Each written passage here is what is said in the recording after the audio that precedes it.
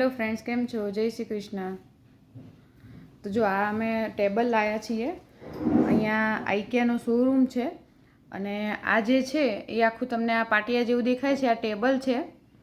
તો આને આપણે જાતે ફોલ્ડ કરવાનું રહેશે, જાતે આપણે ફિટ કરવાનું. અહીંયા કોઈ બી ફર્નિચર તમે લેશો તો એવી જ રીતે હોય છે. આપણે જાતે જ એને ખોલીને જાતે આપણે બધું સ્ક્રૂ એના સ્પેર પાર્ટ બધું જોડે આવે, આપણે જાતે ફિટ કરવાનું હોય છે.